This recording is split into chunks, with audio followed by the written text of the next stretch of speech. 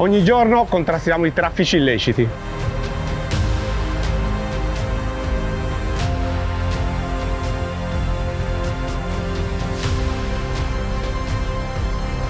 Ogni giorno garantiamo la sicurezza economico-finanziaria. Ogni giorno vigiliamo dall'alto.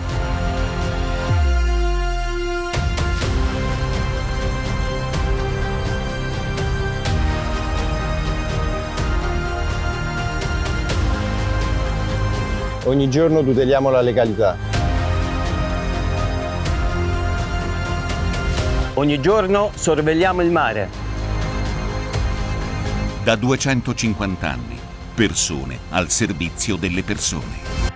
Guardia di Finanza, nella tradizione e il futuro. Sicuramente un ruolo di fondamentale importanza, una collaborazione che ormai affonda le proprie radici negli obiettivi che la Regione si è data nel contrasto a tutti i tipi di criminalità, in particolar modo della criminalità organizzata, delle mafie e di quei reati che sono sempre più insidiosi anche nella nostra regione, reati finanziari, reati che utilizzano risorse derivanti da illeciti, da attività criminali e che utilizzano le tecnologie e l'interconnessione del mondo attuale. Ci occorrono perciò anche forme di contrasto nuove, sempre pronte ad inseguire questi mutamenti del contesto economico e sociale e certo la Guardia di Finanza in questo offre una straordinaria professionalità. La Regione tra i propri obiettivi nelle proprie leggi, penso in particolar modo alla nostra legge sul contrasto alle mafie e criminalità, si dà proprio l'obiettivo di informare, diffondere una cultura della legalità, formare gli amministratori pubblici, formare tutti coloro che hanno delle responsabilità nei procedimenti che vedono l'impiego di risorse pubbliche e molti protocolli di intesa e di collaborazione che abbiamo fatto con tutti i corpi di sicurezza e tutte le forze dell'ordine vedono anche la Guardia di Finanza come uno dei nostri punti di riferimento. Ha un ruolo poi straordinario la Guardia di Finanza contro la contraffazione, l'immigrazione clandestina, le forme di contrasto che sono anche a danno di settori come quello della pesca, pensiamo a tutto ciò che riguarda la filiera del pescato, la commercializzazione dei prodotti alimentari e agricoli. Ecco, la Guardia di Finanza è un interlocutore indispensabile e che per noi rappresenta un punto di riferimento sempre più forte e che manifesta anche la volontà di avere un radicamento sempre maggiore con le comunità territoriali e questa occasione anche ne è un esempio. La mia esperienza veneta mi consente di poter osservare alcune caratteristiche che sicuramente sono peculiari di questa regione, che è una regione di grandi eccellenze. In altre regioni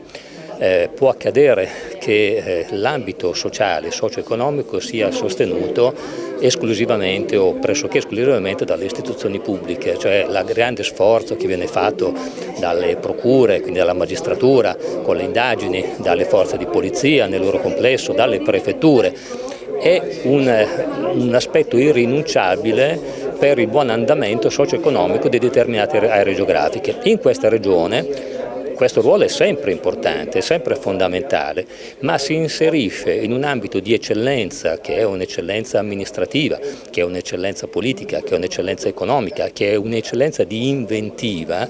che consente di fondere o dovrebbe consentire di fondere due expertise molto importanti. L'expertise della tutela economico-finanziaria della Guardia di Finanza insieme ad un contesto economico che merita di essere oltretutto ancora più valorizzato e protetto. Abbiamo ritenuto come Consiglio regionale di avere anche un momento appunto di confronto, di rapporto con la Guardia di Finanza e abbiamo pensato di omaggiare attraverso un momento come questo e fare un connubio, un'unione di intenti anche con l'artista veneziano Giorgio Bortoli che rappresenta la sua scultura che è simbolo del mare. Un mare, come ha detto l'artista, in sofferenza, ma che anche attraverso l'operatività della Guardia di Finanza, della tutela e salvaguardia dell'ambiente miobarino, attraverso questo simbolo,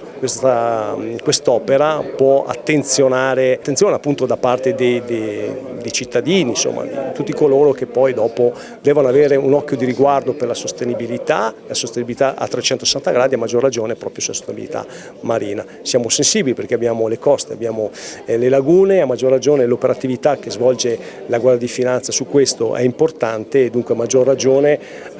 un momento come questo è proprio un connubio tra l'omaggiare i 250 anni, l'anniversario dei 250 anni, l'operatività della Guardia di Finanza a 360 gradi e l'artista Giulio Bortoli sull'aspetto appunto della tutela e salvaguardia del sistema biomarino.